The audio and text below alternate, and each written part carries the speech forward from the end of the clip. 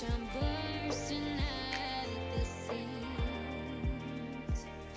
Tell me I'm not lost out at sea. Tell me they are listening to me, feeling misplaced. Someone rescue me. Someone rescue me. Someone take me. I'm floating.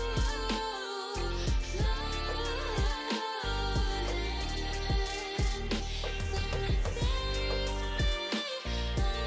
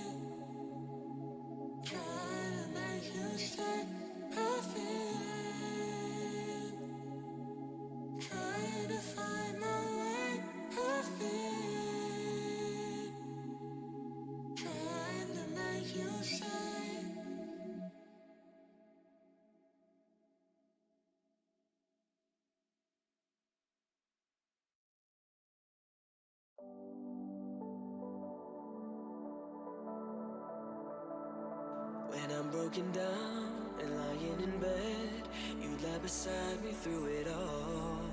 If I shut you out when you let me in, you wouldn't tell me I was wrong. I wanna be the one to say I love you more. Wanna take you somewhere we could just let go. Baby, baby, baby, we could drive away.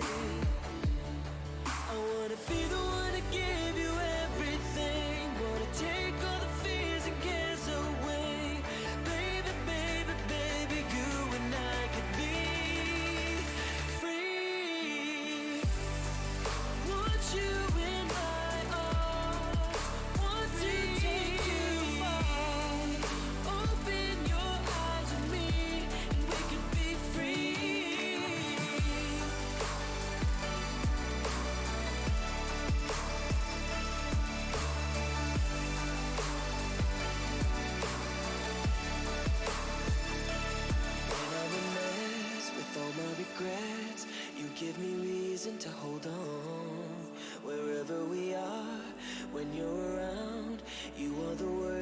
every song. Yeah, this is where I belong. I wanna be the one to say I love you more. Wanna take you somewhere we could just let go. Baby, baby, baby, we could drive away. I wanna be the one to give you everything. Wanna take all the fears and cares away. Baby, baby, baby, you and I could be free. Want you and I are. Want to take you far. Open your eyes to me, and we could be free.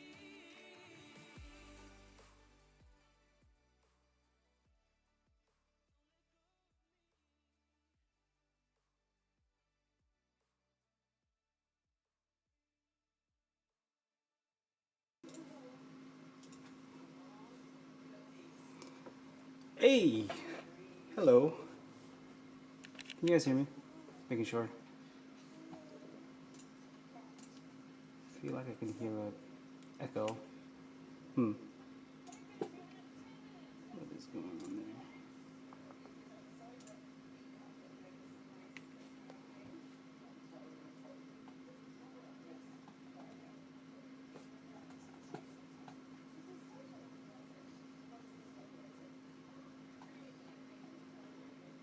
Okay, well, if you guys can hear me.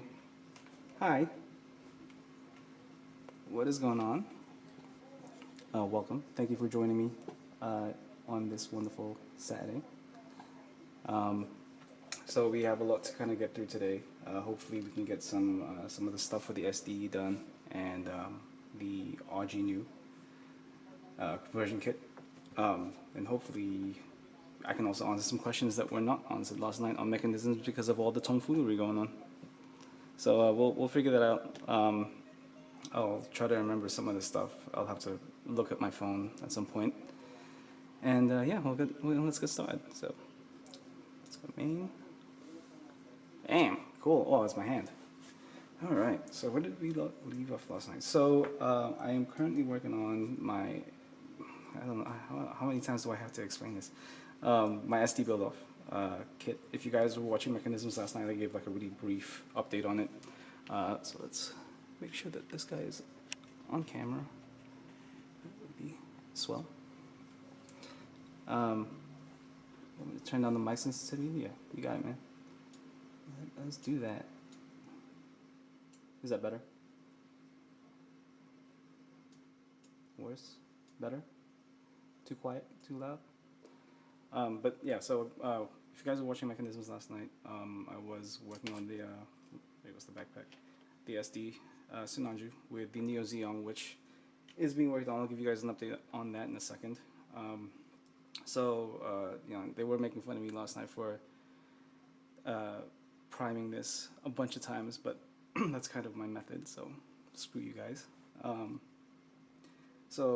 Last night I kind of got to work on it while all the shenanigans were going on. I'll give you guys a quick look see to show you what I was doing. So the first thing I did was, is it this one? Yeah. So if we zoom in on this guy real quick, I started to scribe up some lines where I thought we needed a little bit more detail. So these guys right here, so multi-width panel lining on either side. Hopefully it looks pretty symmetrical. It might not look it just because I had to sand, and obviously the primer looks a little bit, makes it look a little thicker, but they should be the same size. So this is a 0.5, this is a 0.15. And then we're gonna go ahead and shadow that in the on the other arm. So there's that. Oop, there you go. A little bit more, a little clearer, and probably a little closer to this way. All right. So yeah, text Marquise over there. Hey, what's up? Thank you for joining me. She says Team Prime. Damn right, Team Prime. All right. I don't care how many times I have to prime. If it doesn't look right to me, I will sand the primer off and I will reprime. If it's not right again, I'll keep repriming. Like, I don't care if I have to prime it twice or 16 times. It has to be primed. So, yeah. So here we are. So that's kind of what we're gonna do today. We'll go ahead and mirror this on the other side, and then for for in terms of the other stuff I had done last night, I did add some more detail to this backpack right here. So it was just that plain red block of plastic. And again, if you guys didn't watch Mechanisms last night, please watch it. It is every Friday from 10 p.m. to midnight Eastern. I think that's Eastern time. Every day on, well, not every day, every Friday on Tim Chalameca's channel. So if you guys don't know about that, check it out. I'm sure you do because everybody here pretty much follows that. Yeah, I went ahead and added some detail to this this middle part of the backpack. What's nice about this piece is that there isn't that disgusting seam line that the original SD backpack has. So that was already a huge advantage, like for pretty much anything. And it was just a question of modifying like the back right here. So I had to cut off like the original backpack, drilled a hole, a 3mm hole, using a 3mm peg, and then yeah, just scribed up some details on there on the side. So there's one side, there's the other side, and then use some detail parts right there to create a little bit more of an interesting piece. Even though you won't really see this because it's in between these two big kind of booster parts. Bill, what's up, Bill? Says, are you using a finishing primer like Surface of 1200 every time, or like a Surface of 500 until you're happy? For this, I've been using Surface of 1000. So 500 was my initial prime. So my very first prime was with Mr. Surface of 500, and then as I went on, I went up to 1000 just because I didn't really need to fix any more scratches. And anytime I do sand any of these pieces, it's usually something with something of a finer grit, from 600 to 1000. And the Mr. Surface of 1000 is good enough that it'll cover up those scratches and all those sanding pieces. So yeah, that's Surface of 1000 is what I'm using right now. Once this is all set, I'll hit it with eventually I'll start to hit it with a 1200, and then for the final prime, before I start to use actual colors, we'll hit it with a Mr. Finisher 1500, and then that's it. That's the last prime essentially. I think. I hope. We'll see. So yeah. So I mean, really simple, quick details. Nothing too extraordinary. I wouldn't say extraordinary. I wouldn't say overly complicated. But I think it looks a little better than it did originally. But yeah, that's kind of it. Now, in terms of the Neo Zeong, so the pieces have been washed, and they have been kind of I've found a whole bunch of issues, as you do whenever you're building something like this, something as simple as an SD, and you're trying to update or upgrade it to your standards, which is a word I was using a lot last night. So I did notice that some of the seams were kind of a little more prominent than I originally figured, so I hit it with a little bit of super glue. If anybody asks, I use BSI Instacure Plus right there. Just a little bit of super glue on this part of the seam, because this part of the seam is completely gone, but this part was kind of showing up a little bit, so I just hit it with a small amount of super glue, and that's kind of curing right now. I don't have any Instaset, so I'm having to wait the long way. So yeah, that's kind of like an update on the Neo Zeong. It's just a bunch of fixes and making sure everything looks okay, everything looks fine. And yeah, I mean, eventually this thing will also be ready to prime. It's just, yeah, I'm just making sure that none of this stuff is gonna bite me in the butt when I hit it with a primer. So Kyle, aka Clueless Grandpa, thank you for joining me, man. What's up, dude? Happy birthday to your daughter, first of all. And he asks, is the Sinanju ready for color? Technically, yes. Kind of no. So with the, I'll put this away for now. With the Sinanju, it technically is ready for color, right? So here's the main body. there were some fixes that I needed to do on it, like the what do you call this? The command antenna, is that right? It that needed some fixing on the surface here on each side, just because I was a little bit aggressive with the sanding on the middle piece, and I managed to create a divot on either side, and that needed some fixing. I had to fix up like the bevel from this face to this face because it was a little bit wonky. It's still not completely perfect, so I might have to go back and fix that.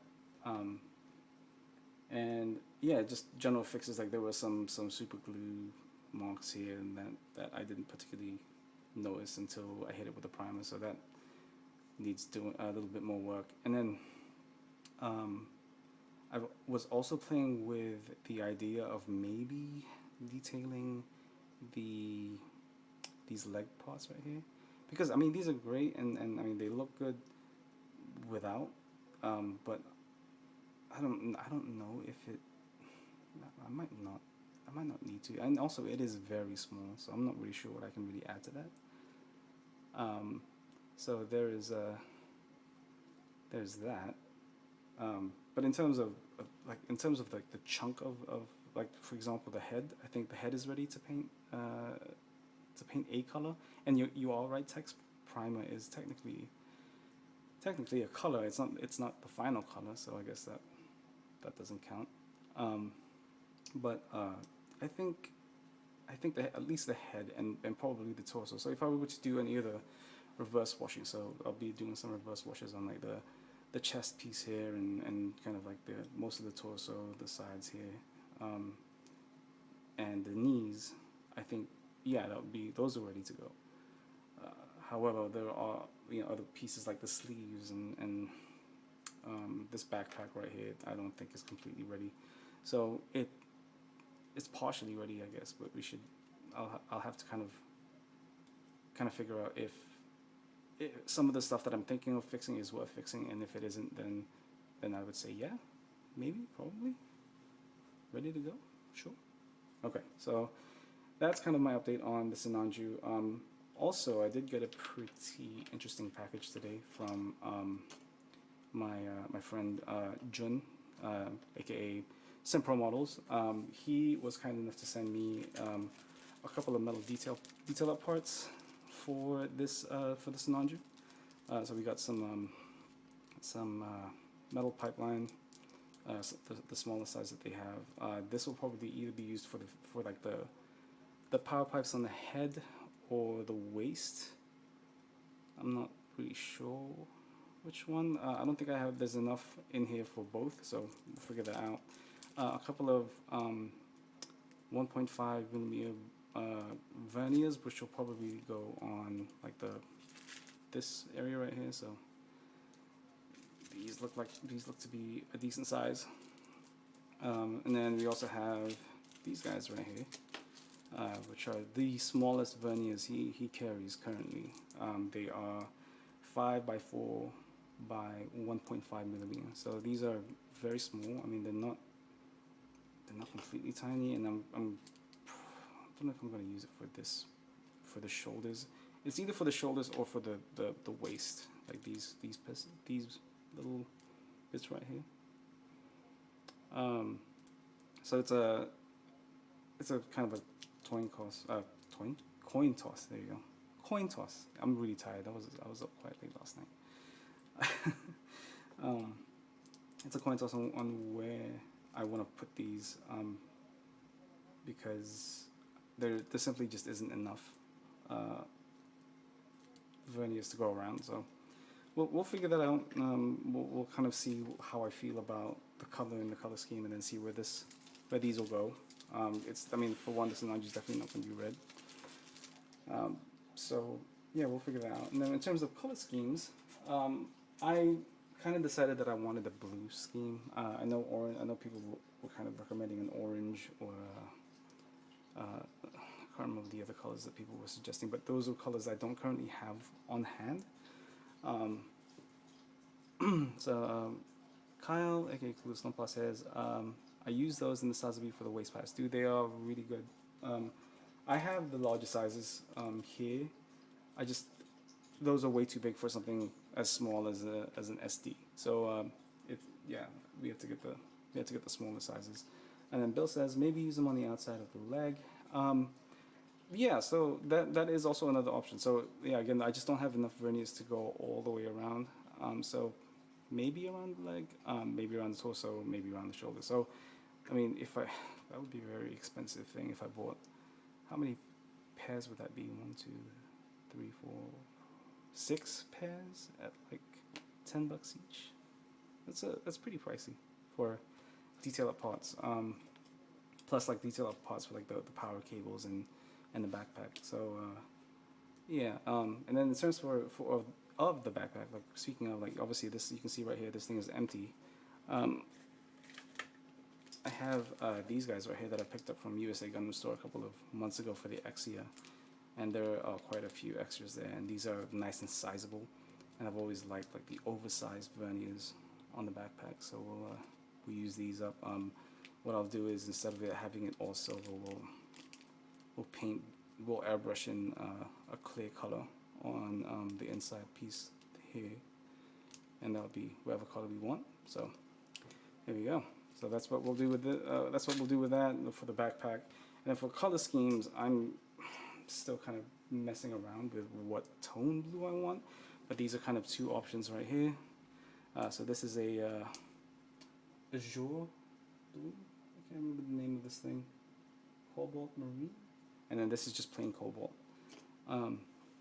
So I'm kind of leaning a lot towards this lighter shade of blue right here because I love this color. I use this color, a very similar color, on the Exia Amazing.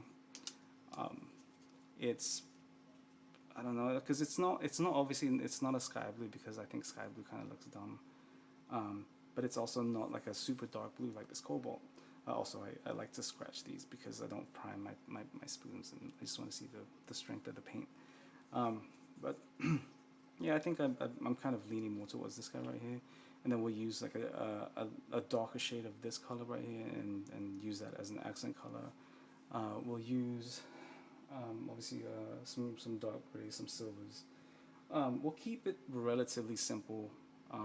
You know, we just want a nice clean paint job, and then when I'm doing a reverse wash on the sleeves and all of the Zeong insignias, I will instead of gold, I'll use white, and then a dark gray wash, and then we'll get that we'll get that sorted out. So yeah, I think we'll go with this guy right here. Unless if you guys have other suggestions, I mean, I'm always open to suggestions, you know, as long as they're not silly or anything. So there's that. So on top of what on top of the detail parts that Jun sent, he also sent something pretty interesting that he mentioned when they arrived, and it's these guys right here. So you know, on the outside they kind of look like the NT brand handle that usually you would see on these Sujiborido ceramic blade knives or scrapers. I can't remember the exact name, but you know what I mean.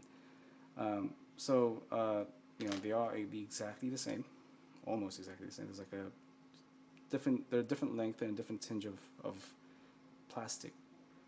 However, these are actually Simpro Models, aka June, he is playing with the idea of releasing some new round type chisels.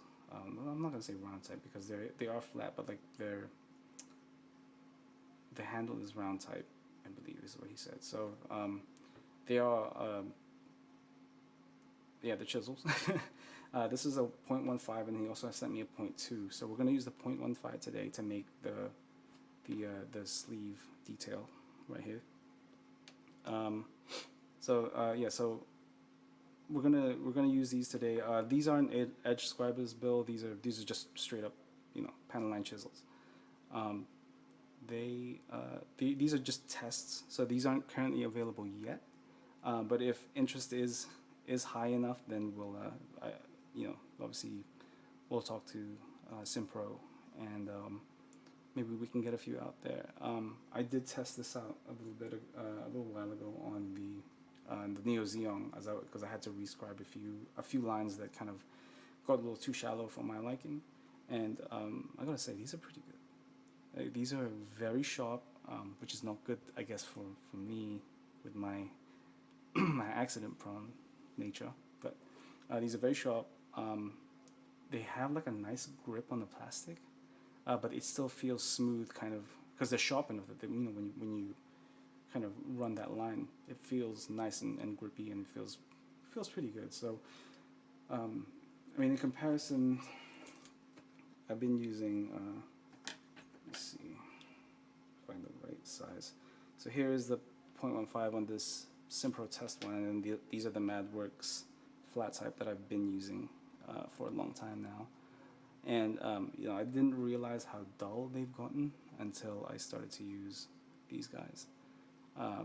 So yeah, we'll test them out. You guys can kind of see how they feel, see what they look like, or see how they work, and then I'm not. I mean, I have used jigs before, but I'm not for this thing. I'm not using a jig, unlike Tim.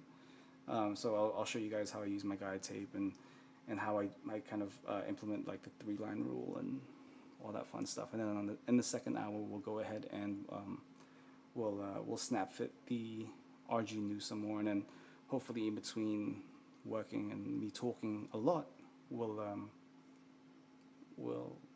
answer a few questions that were supposed to be answered last night. So anyway, all right, let's get to it. All right, so I have already, because I'm an impatient person. Let me see. Let's catch up with the chat real quick. Julio Aponte, aka Clippin' Nubs, says Pabala. That's new. What's up, Julio, man? How you doing? The Minuteman says afternoon all. What's up, Minuteman?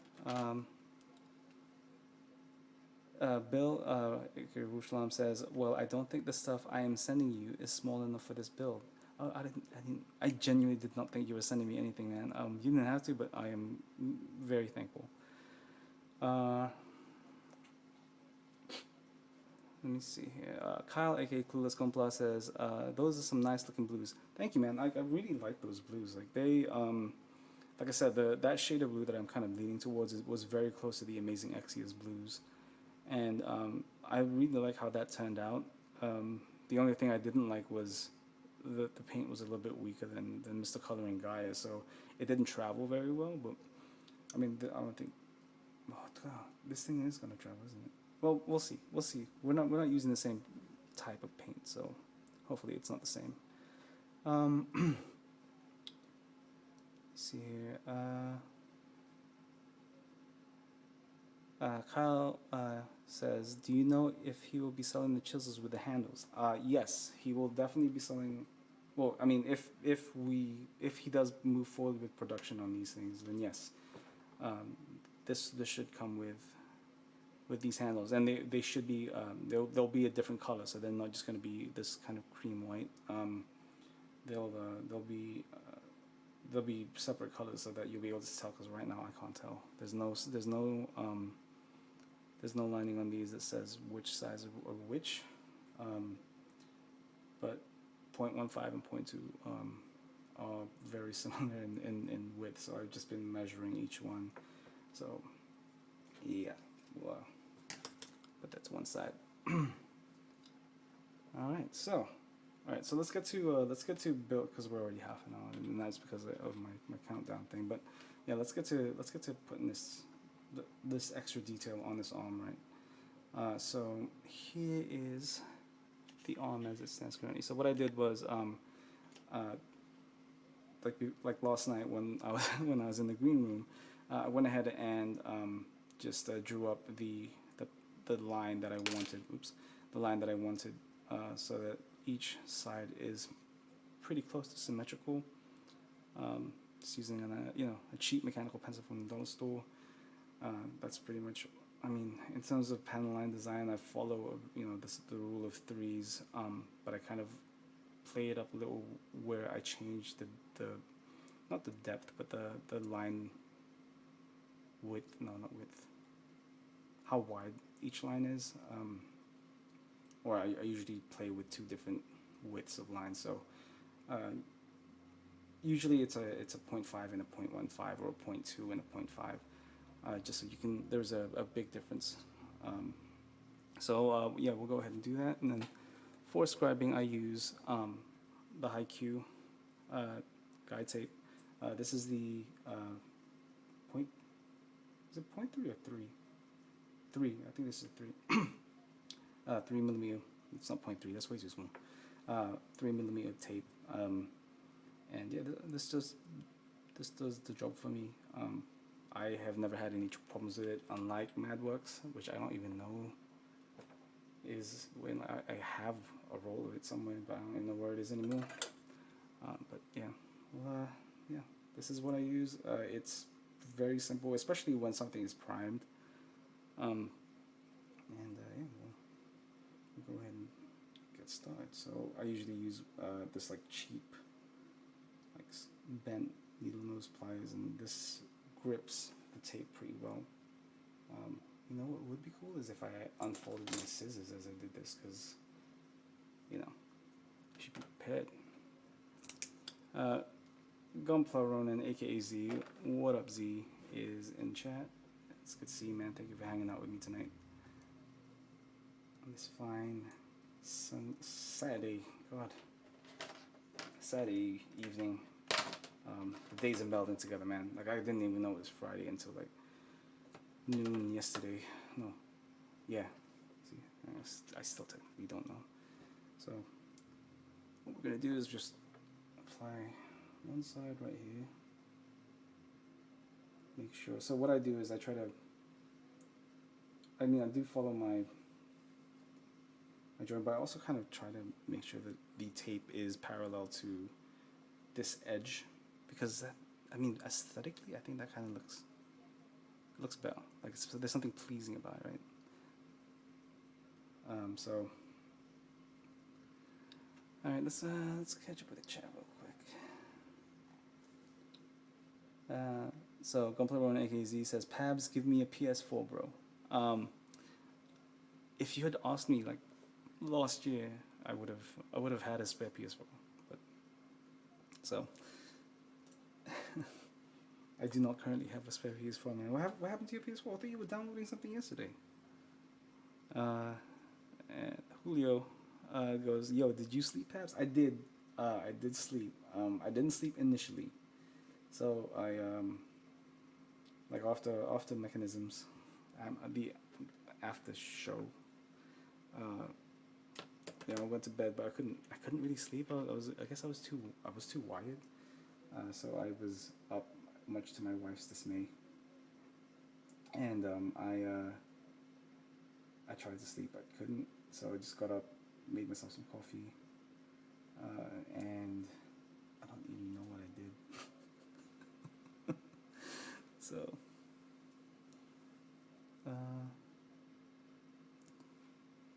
Yeah. So. Technically I did. So I started playing Final Fantasy VII earlier in the day.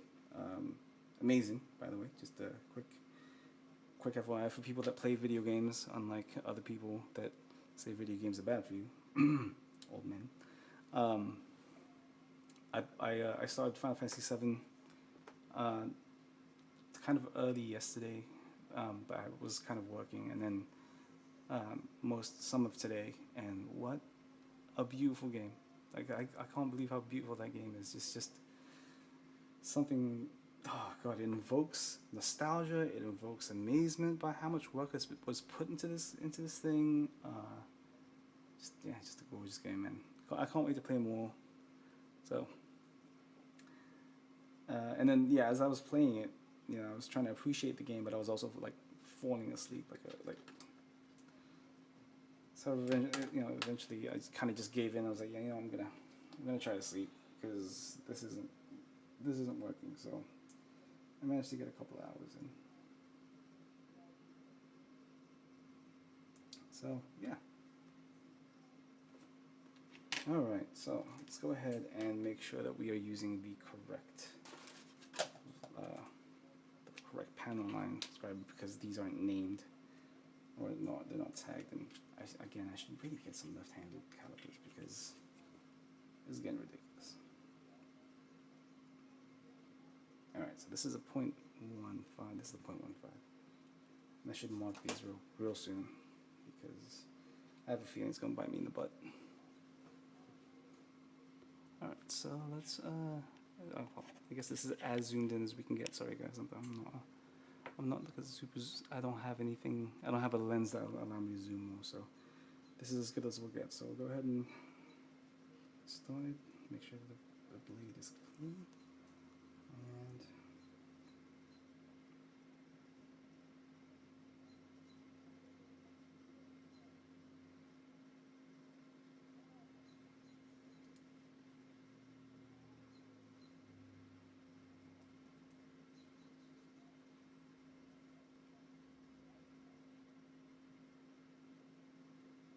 And what's nice about this chisel is I put whenever I scribe the line, I put 0 weight on the blade itself and then let the blade do all the work. Since this thing is so sharp, so ridiculously sharp, I'm just doing my usual, no weight deal, and it's so sharp. It's already pretty deep in there. So holy cow! All right, what is going on? Let me see. Let's catch up.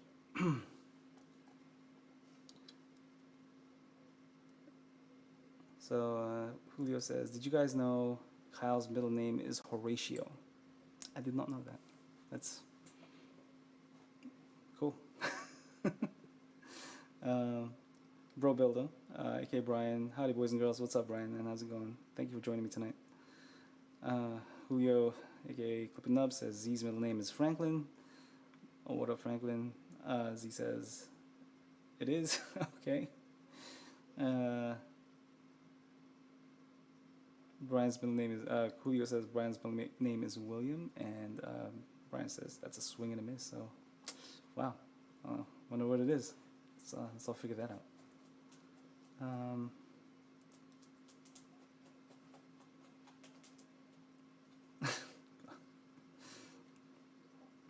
All right, so let's continue because I have no idea what's going on. People are guessing each other's middle names. I don't know. Is that? I didn't know that was a thing. And then you want to make sure that the piece is clean whenever you are going through the line again. You don't want stepping, and it's nice to be able to see what the hell you're doing. So once I have like the first 2 lines scribed in, what I'll do is we'll grab the 0.5. Make sure we are in shot. Then we'll starting from the bottom usually. We're going upwards essentially. Oh god, it's hard to upwards, right? So make sure that is nice and tight. There you go. And then same deal. We're just gonna run this a few times, and then man, I can really tell the difference between how sharp that 0.15 is and how sharp these Mavericks, or how dull these are going. And then just do a few lines, make sure that these line up well.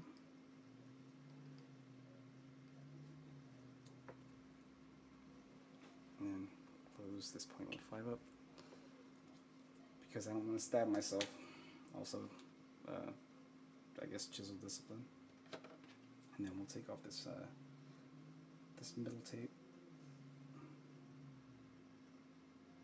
For some reason, I like to keep the two, like the other 2 lines up. That's just a preference thing. I mean, I don't know why I do that, but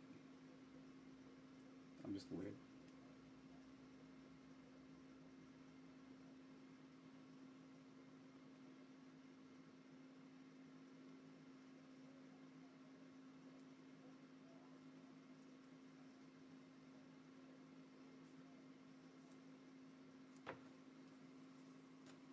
Take off the tape. Then I like to use a 600 grit to just level out that line. You can see I've primed it so much that the primer is having a hard time coming off. And I'll just use a toothbrush to get rid of the extra, like the dust that's in those lines real quick. And I know it's hard to see, but that is pretty clean, I want to say. Let's see if I can get a little bit closer. There we go. As you can see, this one's a little bit harder to see because it's a that 0.5 is the primer around it's gone, but you can see the lines here and here. They're nice and neat. So there we go. Alright, so let's zoom out a little bit here, and then we'll just do the same thing on the other side, and then yeah, this will be all set. In the meantime, let's catch up real quick with everybody. What is happening?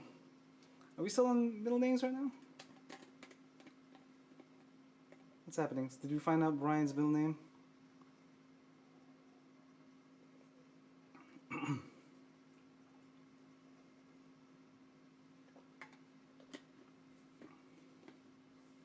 Who is Julio Jericho Camacho Esquire? Is that someone we know? The third. Who's that? Alright, anyway, so let's oh, you know what? Let's actually answer a question from last night. So Kyle, aka Clueless Compla, had a question for me yesterday. Hopefully we can still find it.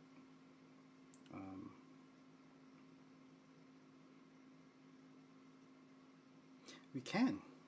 So he had two questions. The first one was kind of a silly one. Why aren't you playing the FF7 remake? There's a spoiler, Kyle. I am playing the FF7 remake. And then he asked me, seriously though, what's your take on skill sharing in the hobby? I 100% support it. If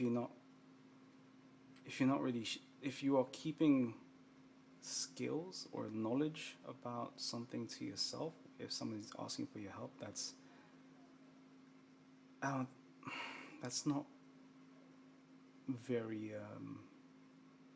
it's not very progressive of you, right? So back when I started this hobby, when I was lurking the forums, I see all these amazing Japanese builders, right?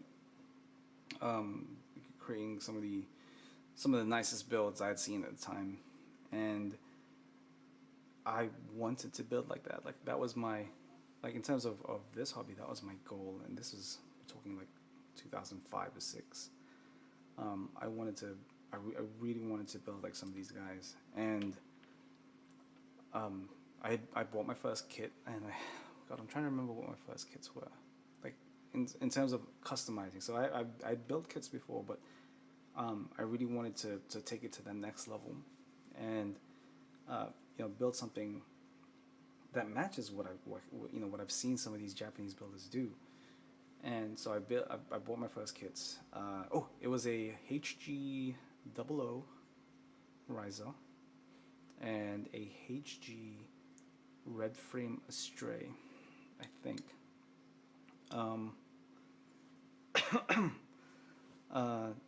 So I went ahead and I joined the forum and I asked some questions, and I got 0 response. Nobody replied to me.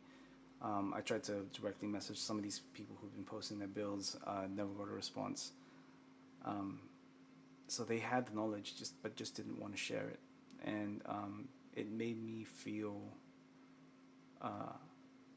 like they were gatekeeping the hobby from me, and it made me feel like, why can't I do what you guys do? Like, what is it about me? Or why is that not allowed, that you guys can share your knowledge with me? So that is my take on it. Like, I think if you have the skills and people are asking you to share the skills, I think you should.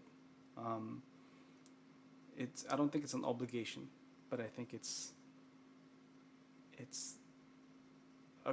a nice thing to do, and if you can do it, do it. Okay, so Jesus, that is a lot of stuff. Brian has a question, another bloody question. Why are there so many seams on these Jaeger knuckles? Okay, so he's talking about the Jigen build knuckles. So this is like the holding hand one. The way it was molded was weird, man. Like the poses are great, don't get me wrong. But they did like a half mold from the looks of it, right? And yeah, just not very well done. So I don't know, man. I don't really know. Okay.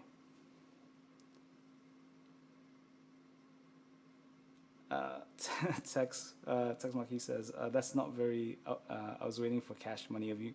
I was thinking it in my head. I just didn't know if it was the right time to say it. It's all about timing. So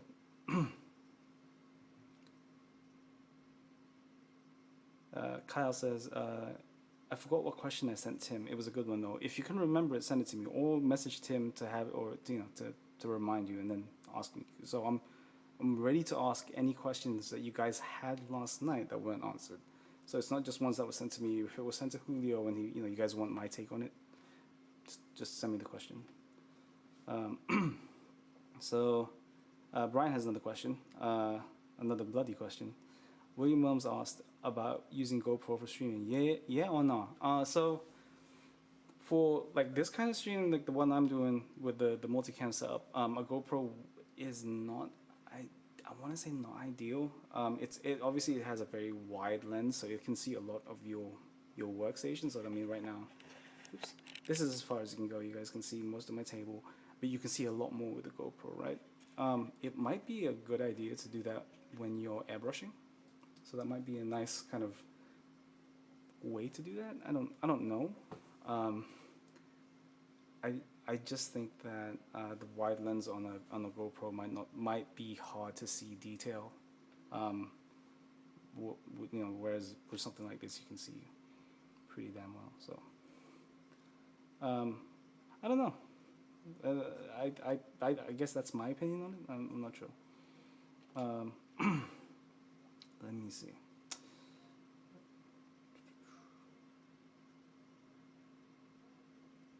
Gunpla Renegade Z says it can be done just super wide. Yeah, that's what I'm saying. Like it's super wide, so it's going to be hard for you to show off any detail on your build since it's going to be so wide. It's going to be so far out, and when you get up close, it'll start to fisheye. William Wilm says, are they able to be plugged into the charger while still recording? That's a good question. That's probably a question for Z. Jared Everett has another bloody question. Any tips for someone new to scribing? Yes, do it. So with scribing, I started off not really knowing what I was doing. So I read up a bunch of things online, and I used the infamously horrible Tamiya Scriber 2s. I want to say I did a really bad job my first time trying to do it. So my first test piece was actually a competition build for my local community at the time, and it was the Master Grade Freedom 2.0. And I thought, yeah, I could do this scribing thing. I got this. I'll figure this out. And it was terrible. Like it was very bad. I learned very quickly that one, you need a very specific type of die mode save if that's the route you're going, and two, that it requires a lighter hand. I think these are the kind of things that you have to go through as you're starting to learn scribing. I think that just doing it is your very first step. Just try it out. You don't have to get anything too fancy. I know people will always recommend BMC chisels. So if you want to, if you're really thinking about, really going in with the scribing, get yourself some BMCs or MadWorks or all that stuff. But if you want to just try it out for now, the back edge of a dull X-Acto knife blade will work just fine. Just something that can give you a nice clean edge. Get yourself some Dymo tape or some guide tape. Uh, those work absolutely fine. And yeah, just do it, man. And all of these things, all these nuances, when you're scribing, will come to you in time as you keep doing it. You'll start to kind of get the hang of the different designs that you can do and the different widths and panels and kind of a combination of the two can what it can give you. So just yeah, just give it a shot, man. Like so that would be my biggest takeaway from this is don't be afraid to do it. Do it a lot, and then eventually you'll start to kind of understand what it's all about. And that's how I did it. So that's how I'm passing it down to you. Okay, so let's see. Couple of Ronins, he says, via PC, I believe you can, but haven't checked the record limits. I think he's talking about the GoPro stuff. But NZ continues and says, for the price of a GoPro, you can get a DSLR mirrorless option that will be way better. Yeah, I 100% agree. For like the price of a brand new GoPro, I think what is a brand new GoPro these days? Like 300, 320. You can get yourself like a really good like Sony mirrorless camera. You can get yourself a Lumix, an old Lumix G7, and then obviously if you go the brand new or the pre-owned route, that'll change too. So it's I think those cameras are a lot better for just static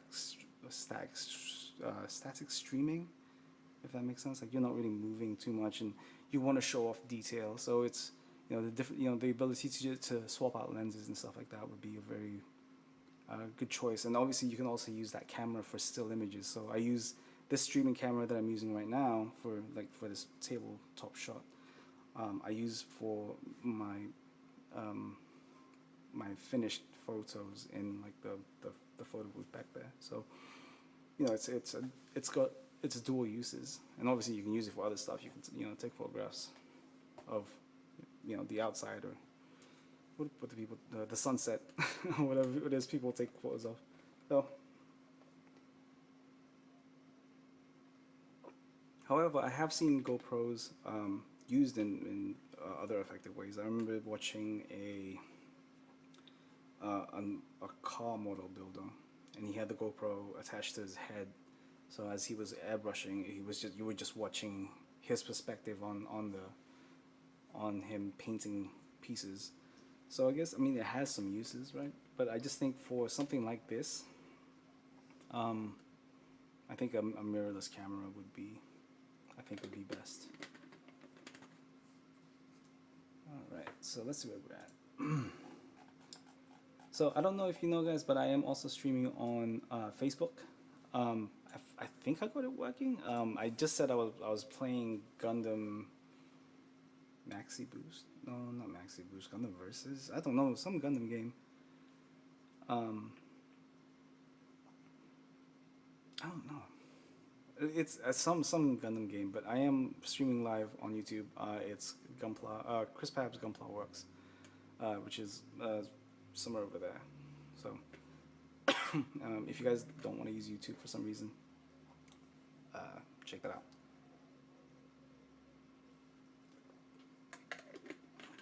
All right, so let's get to the other side here. I spent like a good 15 minutes just blabbing on, man. I wonder why my throat always hurts at the end of a stream. All right, let's grab this guide tape again. And we'll do the other side, and then once this is done, we'll go ahead and switch over to the RG new, which I think a lot of people are more interested in. I kind of feel like, but the SD build is fun. I'm having fun with this thing. Fun till June? Is that what we're saying now? Fun till June? Fun till June. They're gonna kill us. You guys know that, right? I think at some point Jason and Sabrina are just gonna snap. And that's the end of that.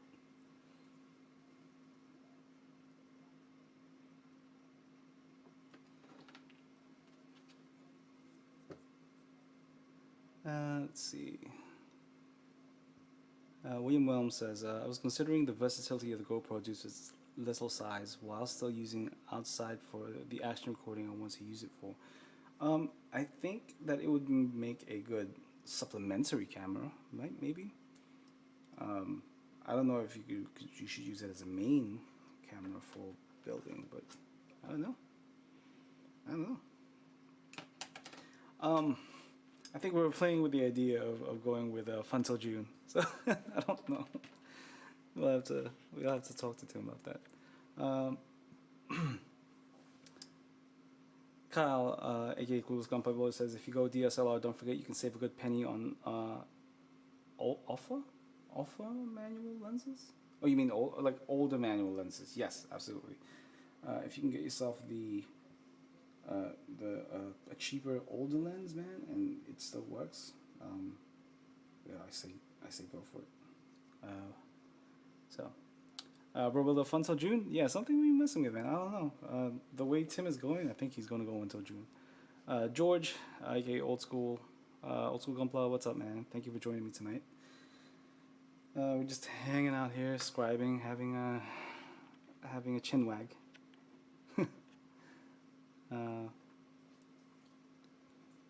Brian says, I'm just asking for the ride, my friend. Hey, man. Hey. You ever need a ride? Let me know. I feel like we had a conversation about that at some point last night. I don't know. I'm not sure. All right, so what we're doing is we're just gonna do the exact same design on the opposite side. And we just want to make sure that everything lines up, everything looks good, everything is the right angle, etc., etc.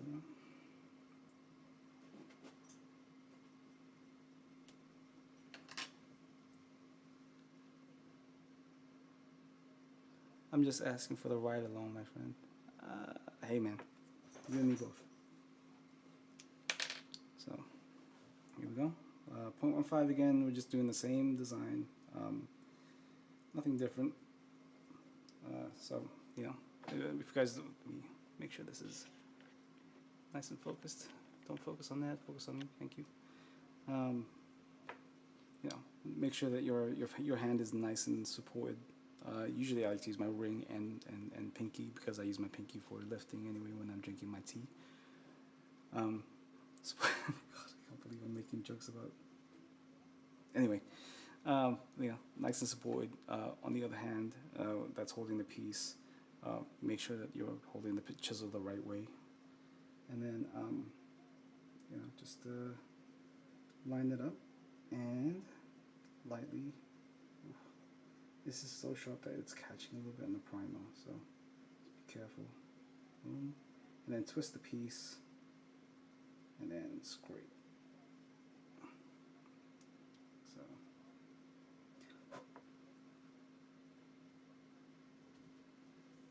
twist, scrape.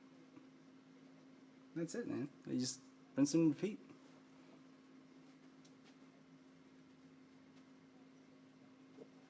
Twist. So you can see, like, I'm actually twisting the piece and not the chisel itself. So that gives you even less room for error, since you're not moving the blade anywhere but down.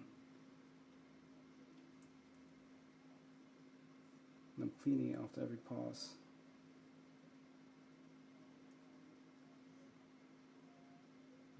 Like zero pressure on the blade, nice and smooth. And yeah, one more time. And I'm not counting how many passes I'm going. I'm just kind of doing it off how I feel. So here we go. Kyle, aka Clueless Gunpla Builder, says, think about Joel and Phil. They've been done for months. LOL. They have, man. Well, I mean, they shouldn't have rushed. They didn't rush, but we are slow builders, all right? Brian says, I think Phil started another SD because we were all going so ham. Yes, he is. I can't remember what it was. It was a amphibious mobile suit, but I don't remember the name of it. A Kapul? Is it a Kapul? Gunpla Rowan in AKZ says, I quit the build off. I blame PABZ and Tim. No one told you to quit, man. I mean, should have just kept building. Kyle says, wasn't sure if that was for the build off or for fun. I mean, wasn't the build off for fun in the first place? Like, you know. All right, so let's go ahead and make sure we're in the center of the screen because reasons. Yeah, all right. So using 0.5, same deal. I'm just going through that smaller angled line right here. Just a couple of passes. Now, since this chisel is a little duller than the other one, I'm going through some extra passes to make sure that that's nice and deep. Double entendre not intended. And then we'll do, first of all, clean the blade with the chisel, and then second step. There you go. Chisel discipline, make sure you cap your chisels every time. You're not using it. You don't want to stab yourself in the thumb. It's not fun. Truth be told, I was worrying more about my chisel at the time. We'll remove the middle guide tape. We'll take a 0.15 again, and then now it usually doesn't matter which end you start with. I like to do it from the unscribed end to the connecting line, just so that I feel the stopping point. So no pressure. Just nice, smooth lines.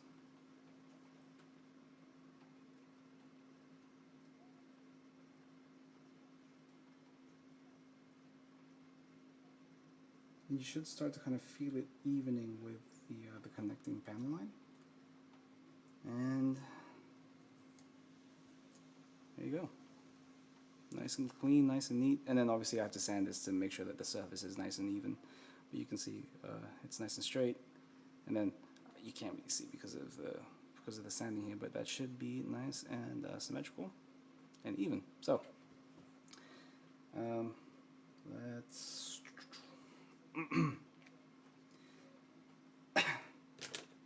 grab the 600 grit right here, and then let's just lightly sand that. And grab a toothbrush and clean off the dust. And then what we'll do is we'll reprime this and then check to see if everything looks nice and neat. We'll do the same thing on the other side. Yeah, I think that's good. I think we're not in focus. There we go. I think we're good to go. Yeah, usually these are very quick jobs, but since I'm trying to explain and also we're having a conversation, this took a little bit longer. But usually this is just like scribe, sand, done, next. All right. So William Whelm says, I need to finish painting mine today, so later I can add the gloss coat, panel lines, decals, and finally gloss coat. Nice, dude. So hopefully we'll see it soon. Brian says, hi Gog. Oh, hi Gog. Sorry, thank you. George says, do you have to make that look so easy? I didn't think I was, man. Like, to me, I still feel a little bit shaky whenever I scribe. Like, I've been scribing for a couple of years now, and I still feel every now and then. So that's all set. We're all set here. So what we'll do, what I'll do off stream is I'll start to try to fix the sleeve up a little more. It's still kind of a little bit uneven. There's some fixes in between the lines. So if we go a little bit closer, you can see that there's like a small divot here from where I over sanded a little bit too much. Just some general fixes. But what I did do is I made the lines lines right here a little bit thicker, so there's more separation between these pieces, or not these pieces, but this piece, the wing area, right there. Same on this side, and then I think I need to fix up how these two meet, and then after that we should be good on this side. And the other side has the same kind of issues. That's just how it is whenever you are sculpting and adding stuff to that has to be kind of very neat and tidy. So we'll figure that out when we get to it. But right now, so that's the SD for now. We will continue that, keep working on that pretty soon. But right now, I guess we can keep. We'll go on to the RG new. So let's zoom out right here. There you go. The RG new Gundam right here. We'll go ahead and we'll get started on the torso and the waist, and then finally we'll do the legs. We'll see how much we get through that tonight. Again, this RG new conversion is ridiculously simple, very easy to build, great beginner detail up kit, but still has nice, plentiful details that you can really bring out. Yeah, we'll continue on this. We'll work on the torso for now, and then we'll see where we go. So this is just, again, this is just the first step. So we're just going to the first step. So while I'm doing this whole snap fit thing, I'll answer the next question I got, and yeah, we'll continue that. And again, if you guys have any questions, please let me know. Just grab the box here. So after the stream last Saturday, just put everything back in the box, because there's no need to have it out. Right? Like I said, I plan to build this with you guys, so I do none of this off stream. Kyle says, that reminds me, I need to finish that Asuka figure. Please do, man. Come on. How have you not finished that yet? You know, I'm sitting here waiting for updates. Update me, please. Alright, so we're back out here. So again, like I said, if you guys weren't on last week's stream, so this is the Madwork / Trouble Toys RG new resin dress-up kit. So I'm not going to say it's a conversion kit at this point. I mean, you know, it's in the title, but it's technically not a conversion. You're not converting it into anything. You're adding detail to the same kit. So you know, this is, you know, we're adding to the same design. So we're not changing it into anything. So there's that difference right there. So let's see. Let's catch up with the chat real quick. Tim, aka Child of Mecca, Pabby Daddy. What's up, Tim? How you doing, man? I hope you got some sleep. Kyle says, tomorrow I'll make time for the Asuka figure. Okay. Well, yeah. Dude, you're close, man. You're at that finish line. Don't stumble now. So we'll just reorder everything. Just because I like to work a certain amount of order. And I like how Tim shows up just after I finish working on the SD.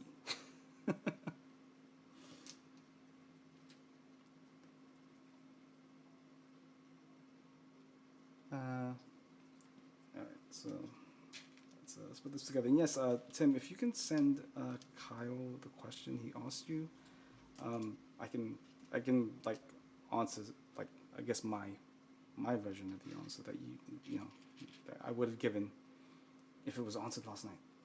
It was now. Because people were a little tipsy. A little bit tipsy. Alright, so again, this is like two pieces that we definitely need to fix still. We'll get to this pretty soon. I mean, it's a very simple fix. It's a very simple break, or a nice clean break. So, and if you don't feel like fixing pieces, the alternative is always contacting whoever you bought the kit from, and usually they can provide a replacement piece. That's not a that's not an issue.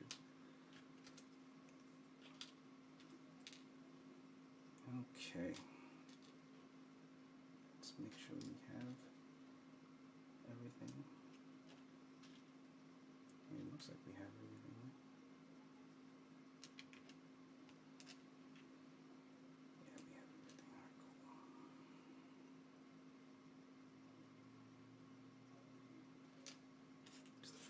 cool. Just a small amount of organization, I think, helps. All right. GN Mystic says, hello, hi. Thank you for joining me tonight. Okay, so let's go ahead and just disassemble this real quick. Let's remove this this backpack. It's probably a good idea to remove the head. These arms. So that's kind of what we worked on last Saturday, right? These arms. So you can see here, kind of just put on the body real quick. Nothing too complicated, nothing too simple. And again, what's nice about this whole thing is that it's already pre-cut, so there's no nubs to remove.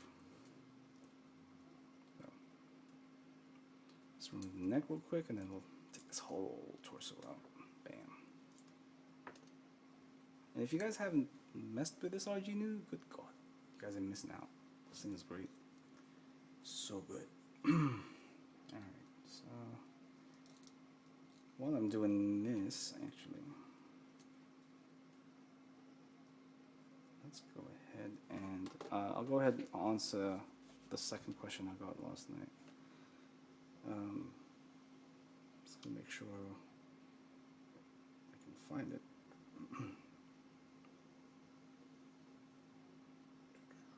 All right, so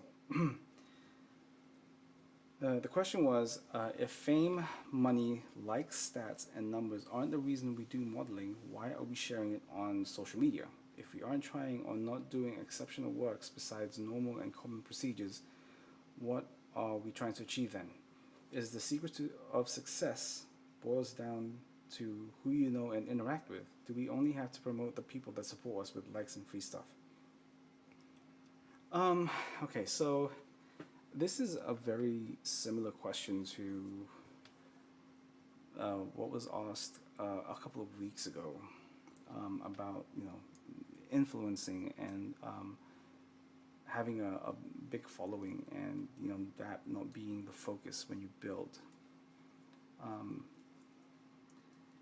For me, like if we're looking at this in a personal kind of sense, right? So this is kind of my opinion on it. I share stuff on social media because I want people to be inspired by what I build. Like I want them to look at what I've done and go, hey, I think that looks cool. Can I, do you think I can make that? And I'll tell them, yeah, make that. And what I do, anybody can do. What Tim does, anybody can do. It's all about learning how to do it, putting the time in, putting the work in. And that's for me. That's why I post my builds, right? People who post snap fit builds and straight builds. I mean, some people post that because they're proud, and some people have a tough time making anything.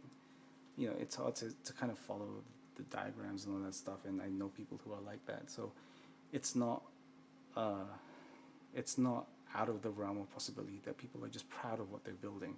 And I understand that if you don't want to take it to the whole custom thing, that's on you, and I think that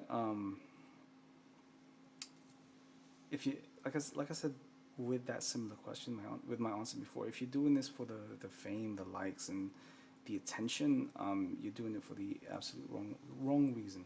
Do this because you love to build. Do this because you love the hobby, right? Otherwise, you just absolutely doing it for the wrong reason. So let's see what everybody else has to say about it, though.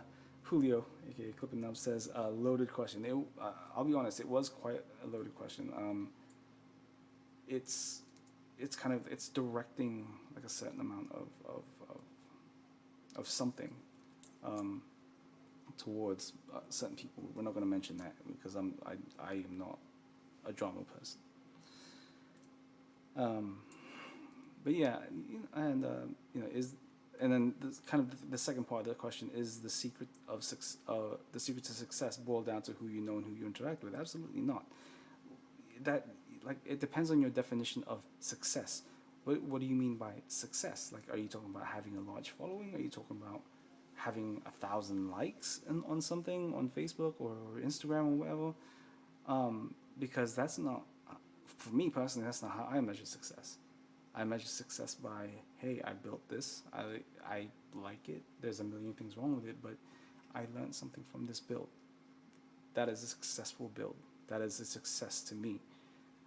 If I get 10 likes, if I get 20, if I get 1,000, it doesn't matter.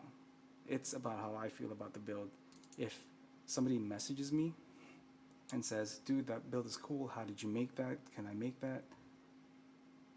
Huge success.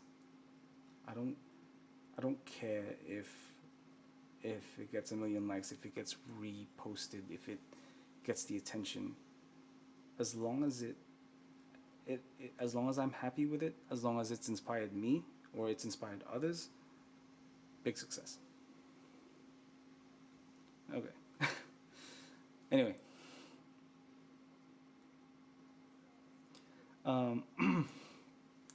So that's my answer for that. And then there was another part of that question. Do we have to promote the people that support us with likes and free stuff?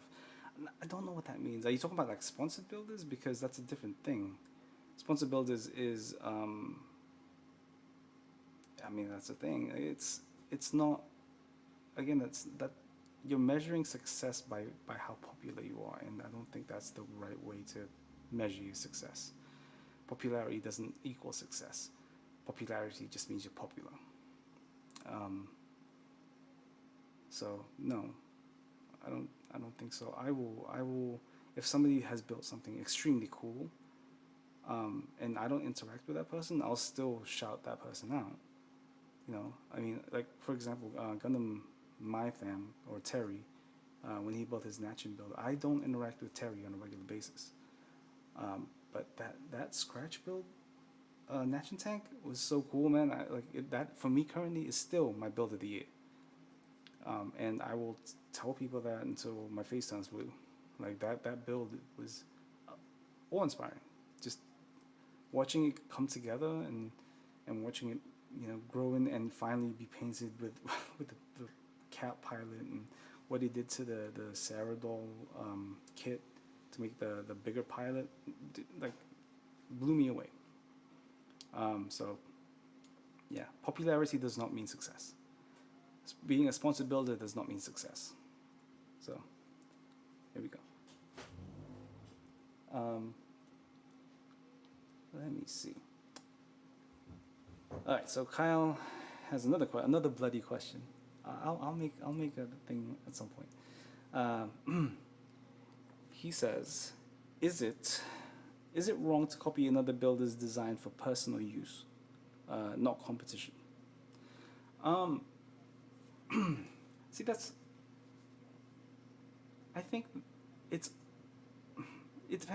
define copy, because it's okay to be inspired by a build, right? It's okay to be inspired by, like, for example, panel line design, right? I mean, you can only really draw a line so many times before you go, I feel like I've seen someone do a line like this before. You know what I mean? Like, it's if you're purposely going, oh, I like his build, I'm going to make it exactly like that. I mean, if you can, then go for it. If you learn something from it, then that's cool. I mean, and you also said that not for competition. So yeah, I think that's absolutely fine. If you can build what I like for me again, for some reason I'm always talking about me. Oh God, my ego. Um, if you can build what I've built equally or better, then go for it, man. I would be so hyped to see somebody build what I've done or what I've built, whether it be a custom or resin conversion or whatever. Then yeah, I'd be pumped to see it. So totally fine, I think. If you're doing it for competition, then we have some issues because you're essentially plagiarizing this guy's artwork, right? You're taking his drawing and you're passing it off as your own, and to win something, whether it be a sense of pride or monetary gain or something, then I think that's wrong. But if you're wanting to copy someone's build or someone's style, to further and progress your own skill set, then I don't see anything wrong with it. So,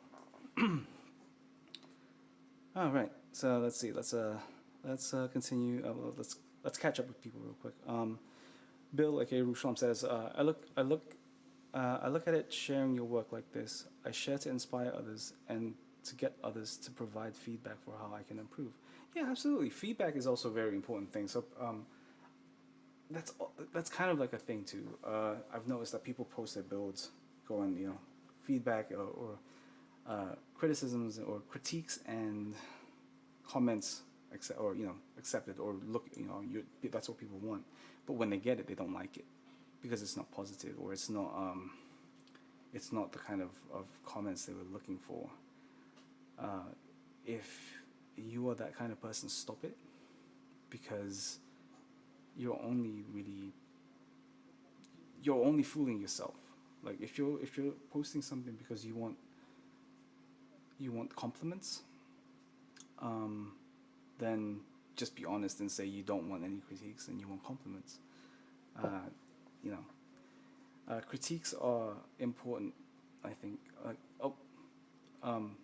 helpful critiques, not arsehole critiques, are important to grow in any with any in terms of any skill set. So yeah, I think that's a good call, Ruslan. Like if you're looking to get critiques for your work, good critiques, then yeah, posting it online is a good way to do it.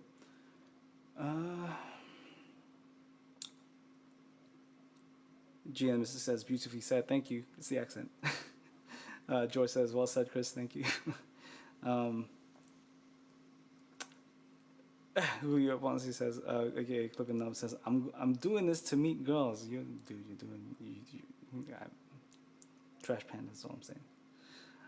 Kyle says, yeah, I'm with you, Bill. I hope to inspire and show how doable some techniques can be. Exactly, and I think that's so. When I told you guys the story about being on the forums and asking, how did you guys make this? What kind of things do you do? How do I learn to do this? And I got no response. That's kind of the lesson I took away from that was, when I get to a point where I feel like my builds start to look like what I want them to look like, I want to make sure that people look at my work and go, okay, I wonder, if I message him, will he tell me? And the answer will always be yes. Like it's kind of interconnected in that way. Like I don't want anybody to feel like I am gatekeeping this hobby for anybody. I want this hobby to be as big as it can be here. So why would I then gatekeep it? So, I'm definitely in that side of sharing the skills and sharing the knowledge and inspiring and making sure that people know that what we do, what I do, what Tim does, what Z does, what Julio does, what Tex does, and all that stuff, they can do too, just with the right time, the right amount of work. It's doable. Let's see here. Who Julio Ponte aka Clipping Up says it's working. I've not seen proof of that yet. George, aka Old Two Plus, says we've been conditioned to believe success is likes and followers. So wrong. It is a very modern way of looking at it these days. You know, the moment you are a IG model or you are or a, that bad word influencer. However, influence should not be a bad word. Then you immediately assume that you are successful. That is not the case. If you have a huge following, it just means you have a larger voice. Use that voice to be heard, and use that voice to send the right message. Let's see. Bill Rustam says, I view success as seeing improvement in how I build. Do I like the quality of the build more than one from before? Also, how am I helping others to feel like they are improving? Yeah, that's definitely a good call. Definitely. GM Mystic says the reason I finally had the final push to start building is because I saw someone make something incredible that I wanted in my house. I want to make it. It was so beautiful, and he isn't selling his. Yeah, so it's a lot of people don't like selling their art, you know. So with kits, again, for me, it's my interpretation, it's my art, it's my artwork. I don't necessarily want to sell it, but I will show you how I make it, and then you can try to make it yourself. So there we go. GMS says he inspired me. I love seeing people's work and hope they never stop posting inspiring. I 100% agree with you. Adam, USA Gun Store, what's up, man? What's up, Adam? Z says, everything can be taught and learned. We only lack the motivation, mostly due to fear of failure. And we should never be afraid of failing. We've all failed at one point or another, and I am going to bet everything that you guys learned from that failure. So don't be afraid to fail. Don't be afraid of feeling like what you don't know what you're doing, because I can guarantee you, a lot of people feel that way. And once you start to realize that, the easier it will be for you to try new things. So, yeah. All right. So, almost 30 minutes later, we are now starting to take this damn thing apart. So let's continue the taking apart of this thing, shall we? All right. So. Trying to remember how I put this together. I have the instructions here, so let's just put my phone over there. Let's see, the torso. Torso is somewhere.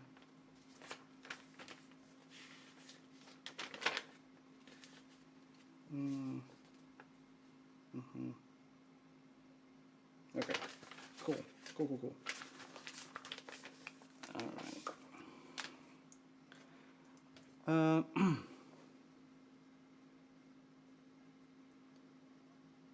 Kyle, aka Clueless Comply Builder, says failure is a step to success. You have to embrace it. Failure is always, it's usually the middle step, and once you reach that step, for some people, that is the end of the road, right?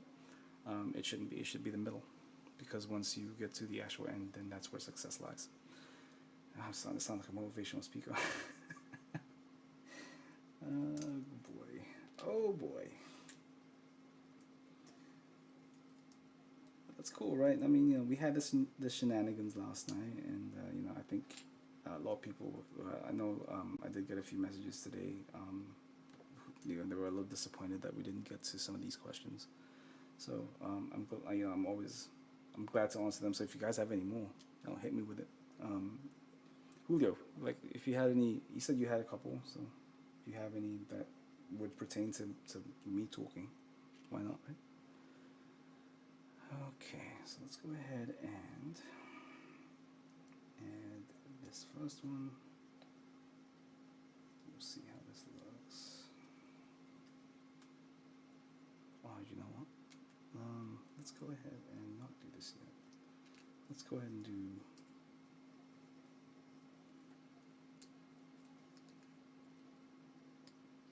Let's remove most of this all out. Okay.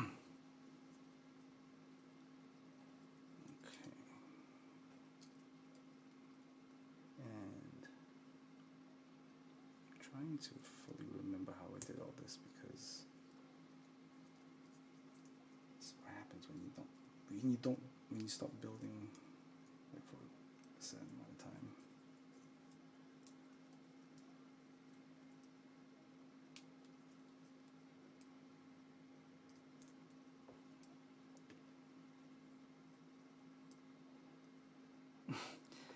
Yeah, so if you think about it, so if Julio is meeting all the pretty girls through Gunpla, think about how many times he failed before he got to the success of meeting girls through Gunpla.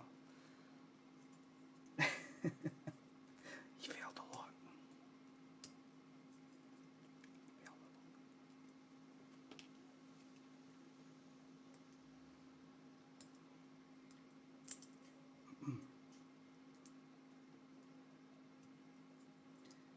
So somebody said a couple of weeks ago that building this RG new feels a lot like building a small master grade, and they are 100% on the money.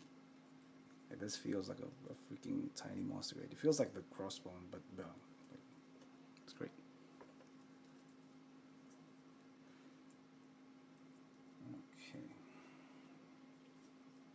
So we just have to separate this guy now. We just want to make sure we're not snapping anything up, because that would be bad. Nobody wants that.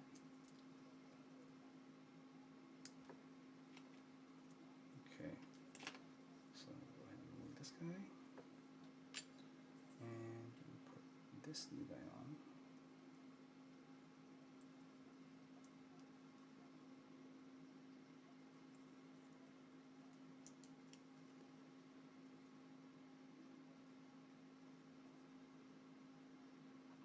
So let me catch up real quick.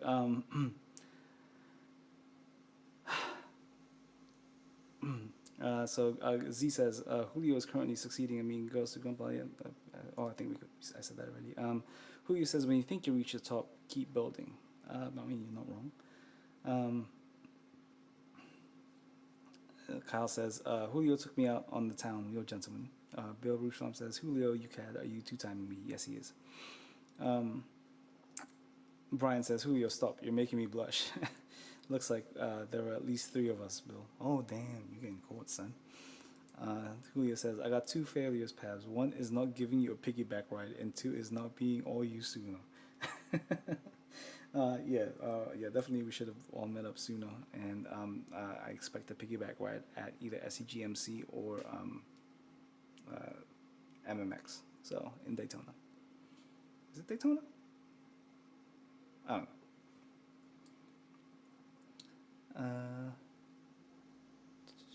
know. Kyle says, you guys didn't get the memo this was an open relationship? I'm guessing no. Okay, anyway. You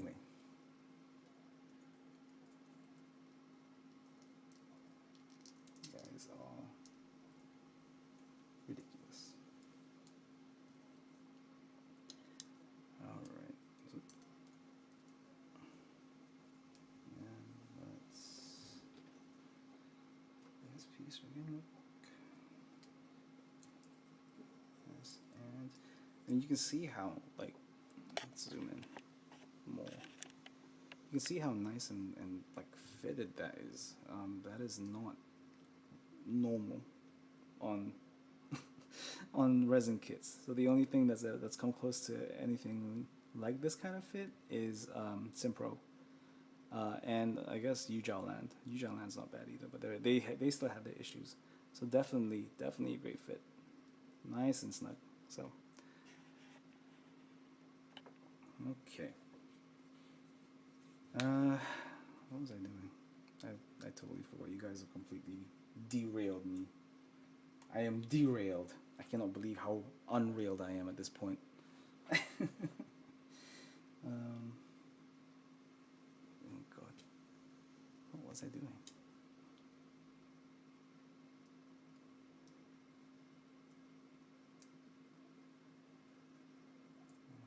So, okay.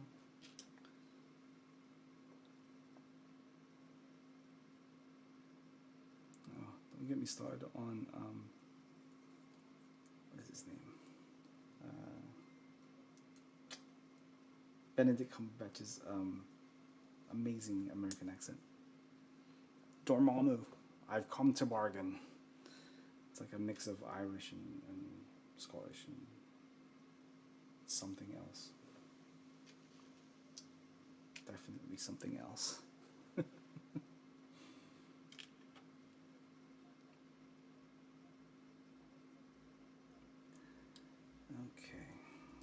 We don't want that falling. But we also want to be able to put this guy on. Do I have this the right way? I think I have this the right way. I think I have the right way. What's going on?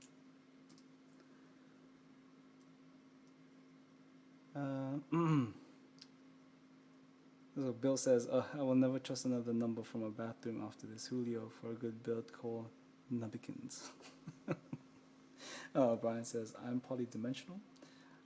Z says, Comfortable, and you think Julio is bad? Pabs had me and Kyle in the same room.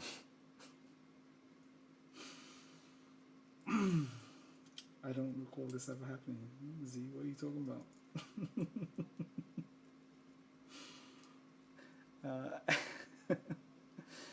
Kyle Kuzlov says, Z, Pabs was gone before I woke up. Worst feeling ever.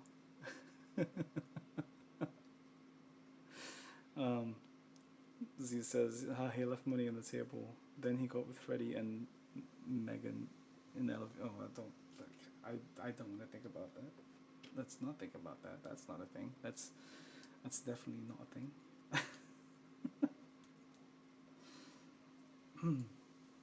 That didn't happen. Nope. Oh my god, nope. Too many bad memories. Flashbacks, man.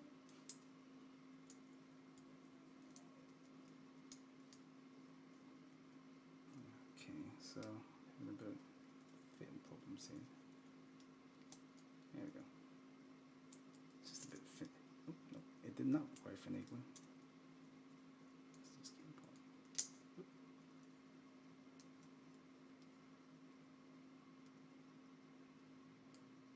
There we go. We got that.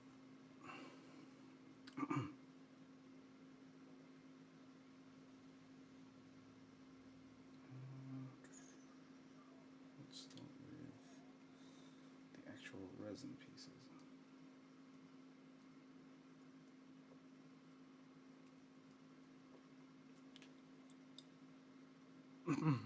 Pabs.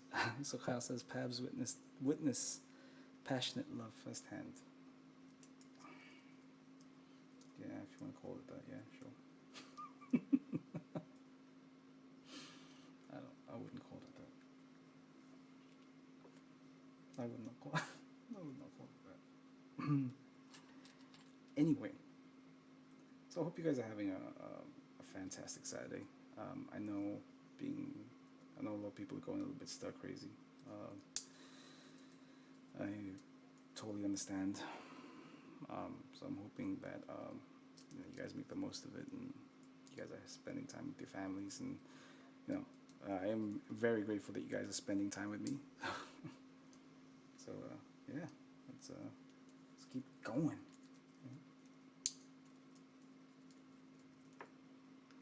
All right. So Gumpler Ronin Z has another bloody question. So are all these resin parts for the new snap fitting? Yes. The fit is pretty good, man. Like here's actually a good example. You can catch it with the light. You can see. Oh, let's use a toothpick to point shit out. Make it seem like I'm pro. You can see like where this plastic ends and the resin begins. Like it's a very there's no gap, zero gap right there, man. That's pretty good. Like that's you don't see stuff like this on more I don't want to say advanced, but more complicated builds. So I know that somebody had mentioned last week that Trouble Toys has issues with quality control, but the quality control that I've witnessed so far, man, is pretty good. Like look at this gap. Like there is no gap, and that's awesome. So I haven't had any issues yet. I'm hoping I don't have any issues in the future. But I mean, here's the arm. You just put these together properly. There you go. You can see like this is one piece. This is one piece, and the gap is very small. And I mean, that's not going anywhere. That's everything is nicely pegged. It's got a nice fit and nice tightness to it. Nothing is loose. I don't foresee having to use any glue to keep anything together. So it's very good quality. Anybody who's dealt with a recast of a conversion kit, or even some of the lesser known companies, garage kits out there, know that this usually doesn't happen. Usually this thing is I'm using blue tack. I don't know if you guys have seen my ZZ Studio Maniac conversion videos, which I haven't finished yet because that backpack is a nightmare. You see me using blue tack on everything.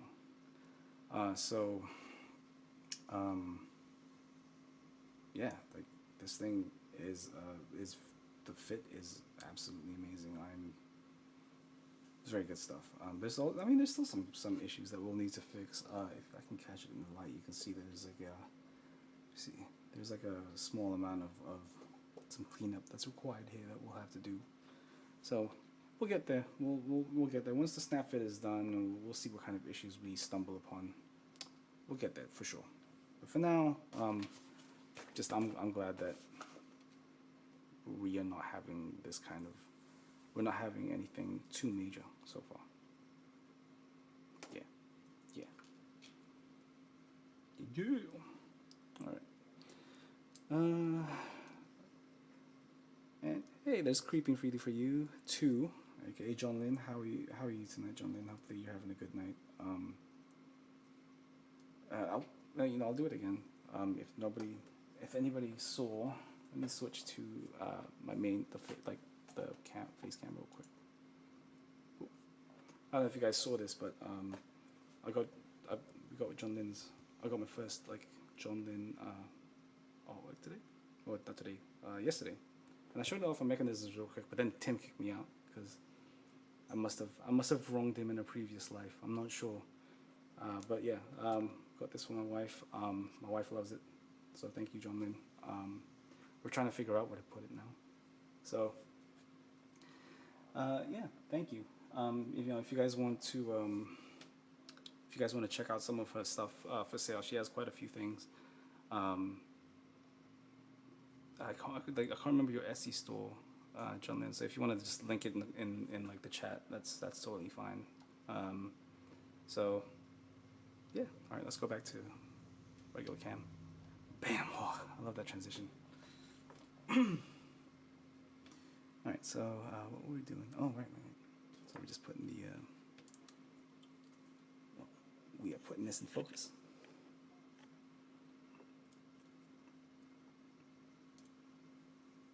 That's what we're doing, putting things in focus. Okay. Then we'll put the under pieces right here.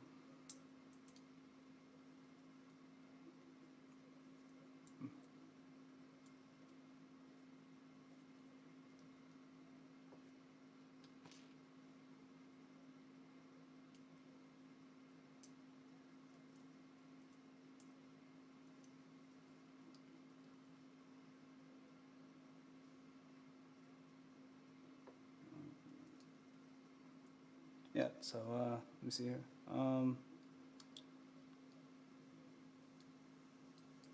Couple Ronin, AKZ, nice. I have to start mine real soon. Then are you talking about the new or the Sazabi? Because definitely start the Sazabi. That thing is pretty awesome. Okay, keep getting distracted. How does Tim do this? How does he build anything?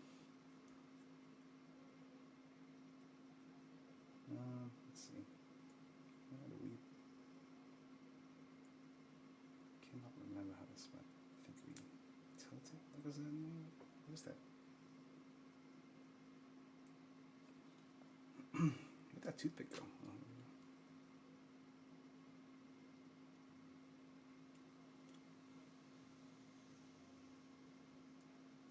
trying to remember how this tilts inwards. Is it inwards?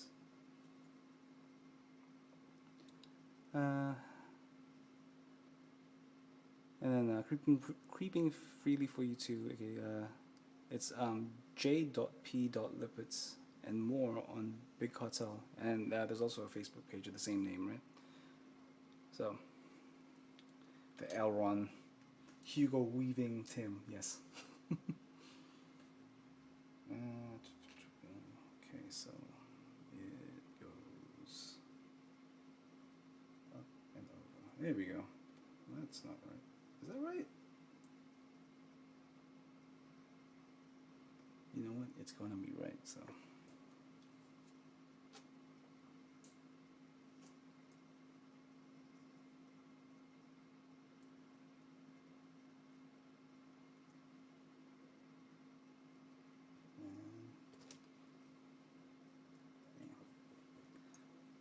Cool, cool, cool.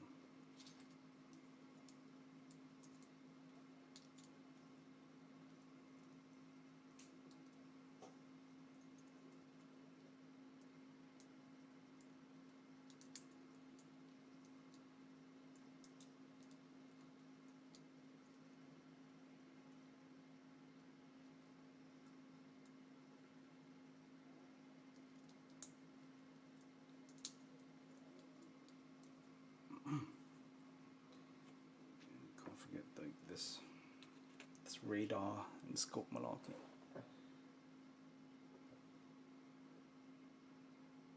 Let's see, how does this thing go again? This thing is so tiny. Let's see. Creeping Feeling for YouTube says Tim got that elf compliment magic, to be honest. Yep. Bill says slowly. He does build very slowly. Jared Everett says, how difficult is it to work with a recast?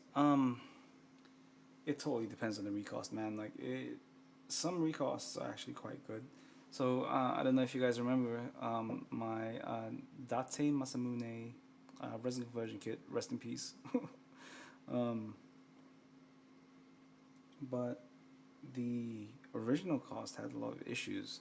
So the scabbards, like the web part of the scabbard, was very thin, and it didn't look. There were a lot of like joint issues and other stuff that it shouldn't have had but did. But for some reason the recast actually fixed all that. So yeah, like some recasts are pretty good, but I always usually just recommend getting an original so you can support the guy who's designing this stuff. So there you go. All right, so let's see. Kyle says, "You're a wizard, Brian. Have you seen him build? He's a wizard." Creeping Pretty for You Too says, Brian went to a public wizarding school. Meanwhile, PABZ went Hogwarts. I couldn't afford Hogwarts even if I wanted to, man. Dang. I did go to a private school though, so don't tell anybody. Okay, so let's see here. So that's all set. That's all done. I just want to make sure I have everything. I do not. Oh no. So it turns out this is also replaced by this. Right on, man. Okay. And I think that is it for the torso. So let's go ahead and put this on the body real quick. And put the shoulders back on, the arms back on. And I like to kind of do this every now and then because like not only does this kind of give you like a feel for the build, but it also kind of motivates you to keep going because it starts to take shape, right? Like it shows you what the final details are gonna look like, and then what kind of details you can really accentuate with a paint job, or if you wanted to add more to the design, stuff like that. So putting it together every now and then is always a cool thing to see and look at. So let's add the neck. Oh, yeah, I think I have the neck on the wrong way. Which way are you? Look. There we go. Put the head on carefully. And there you go. So there's only one real loose piece.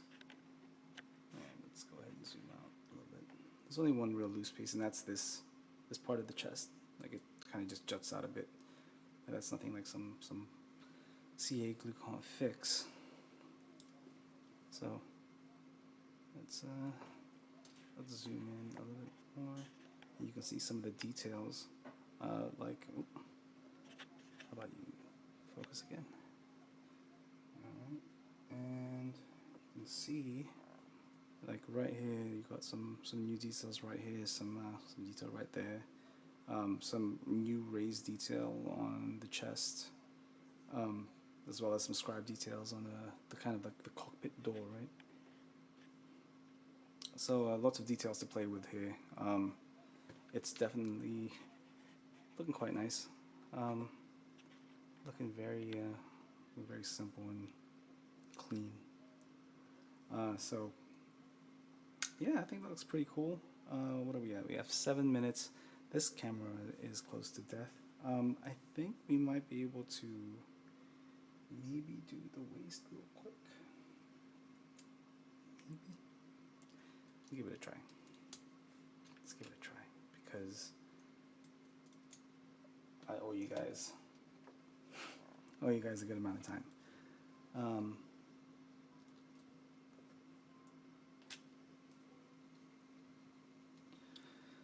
Let's catch up real quick. Bro Builder says, okay, Brian says, I have my moments. You know, we all do, buddy. Bill says, depends on the quality of the product. It can be almost as good as an original, or so bad you will have to quadruple build time on fixing issues. Yes, absolutely. There are some recast people out there that do a really good job at recasting. So people like Ghost. Not to be confused with the Korean builder Ghost.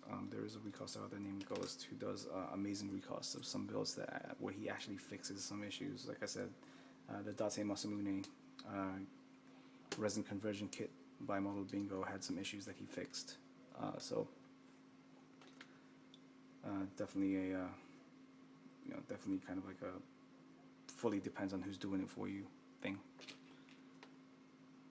Okay.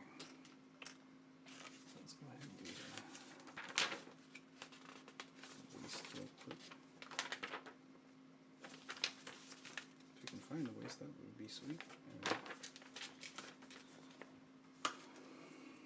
Okay. Let's this guy off. Let's keep this guy on. And let's put this new resin part in like so. And again, like absolutely nothing wrong with the fit right there. 0 issues. Okay. Then we'll do the back side, as most people do. I don't even know what I'm saying anymore. I'm a bit hysterical. PABZ of Ravenclaw. I think my wife said something. I can't remember what house I was in. Did she say Ravenclaw? Hey, babe. What was my Harry Potter house? Ravenclaw. Oh yeah, Ravenclaw. So yes, Ravenclaw. I am a Ravenclaw.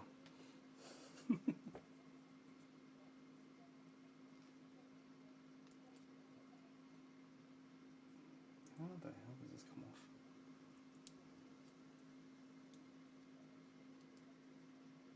Let's take this first resin piece off. You don't want to squeeze resin. That's a bad idea. Kyle, aka Clueless Popular, says some of these parts don't look like much was done to them. So it's again, this is just a detail up kit, really.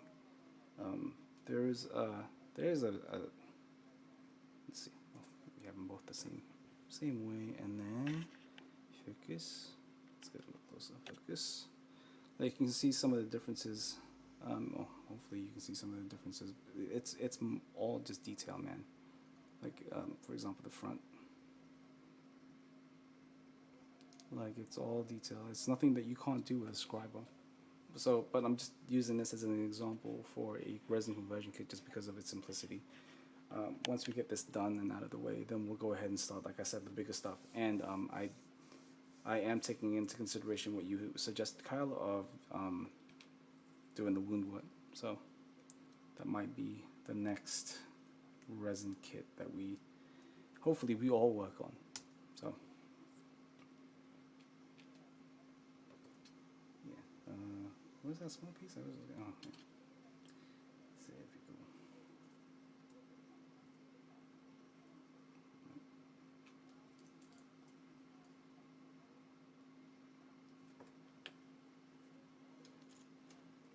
Okay.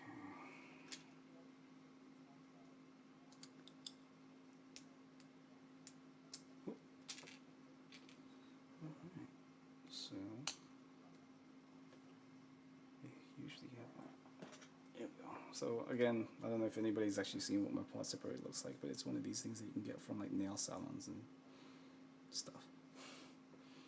It's worked pretty well for me so far. Hasn't broken any pieces.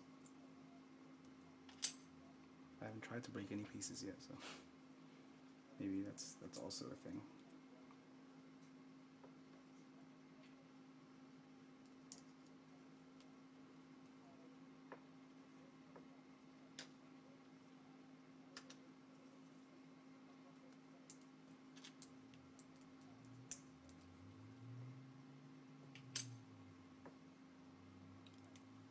Let's take a look at this battery life. So I do have to, again, you know, we're still kind of in the growing phases of this stream. So I only have one battery for this camera currently, and once it runs out, like I have to charge it.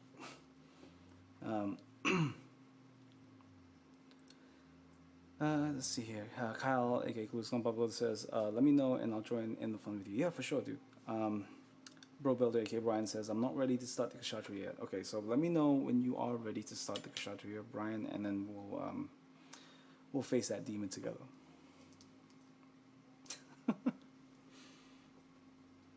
Absolutely face that demon together, man. Because that's what it is.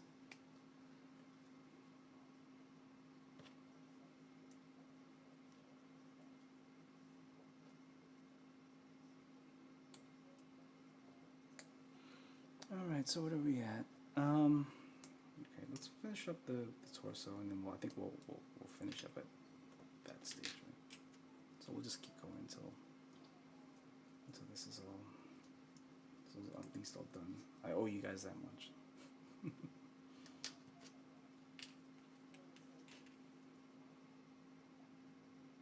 No, so that also means like I won't be able to touch this thing for another week, and that's driving me nuts.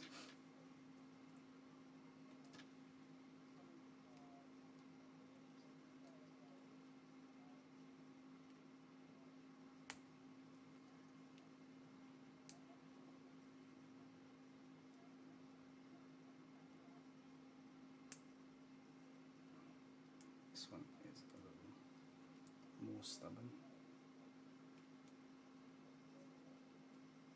There we go.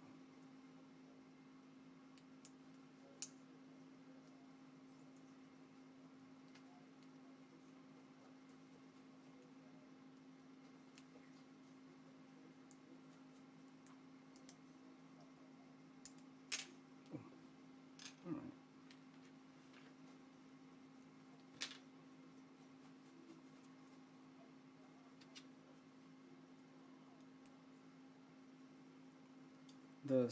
The Mirza Kshatriya is a pretty sizable build.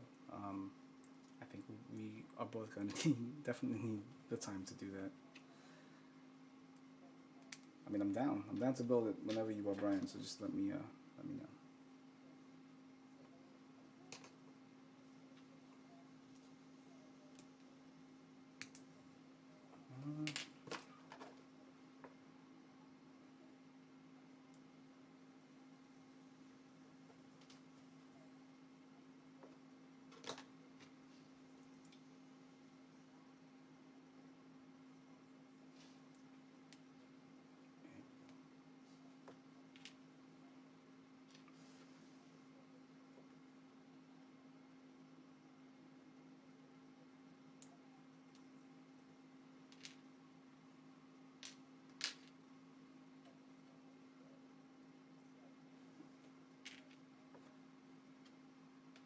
So nice and easy.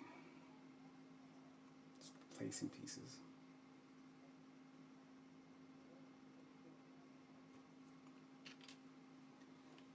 And then go ahead and just put the legs back on real quick.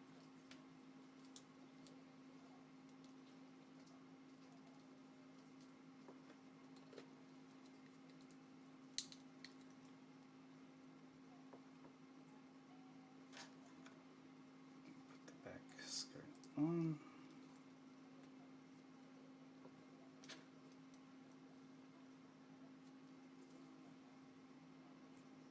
Put the front skirts on.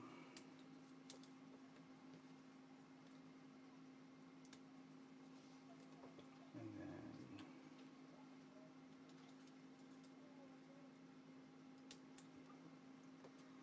these side suckers on.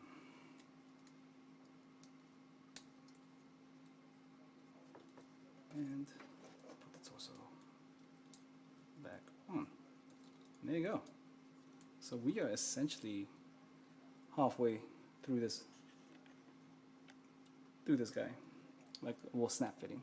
So again, usually this takes just a couple of hours, but since we're doing this weekly, I'll try to do as much of this with you guys, and then the SD Sinanju and Zeong as well. Yeah, like I think it's coming together. Once we get this done, we'll give it a nice degreaser bath, and then we'll start to rescribe these lines because they are looking a little bit shallow to me, and we'll start to get painting, and hopefully I can figure out a nice setup for what's the word for it, for streaming at the spray booth. You can see it behind me, it's right there. It's very noisy, so we'll have to figure that out. But yeah, I think that's a good spot to stop, right? So let me just catch up with the chat one last time. Let's see here. Jared Ever says, thanks, I've been thinking about doing a 2.0 conversion but haven't found the OG cost.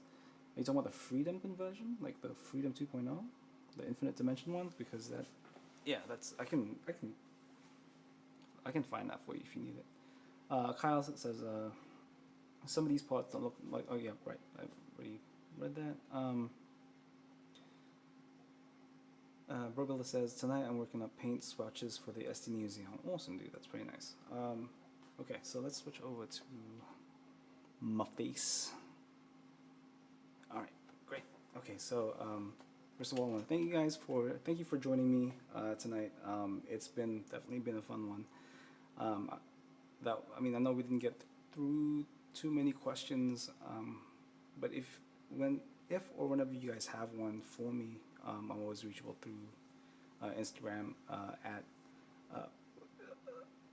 at Chris PABZ, or Facebook Chris PABZ Gunpla Works, or you guys can ask any questions here on during the stream.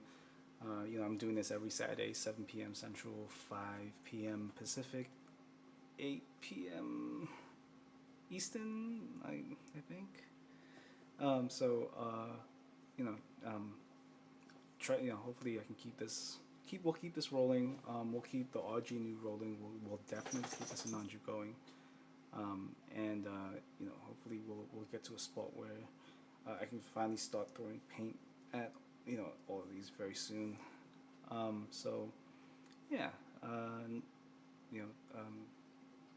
don't think I can ever really express my gratitude for you guys joining me during your free time.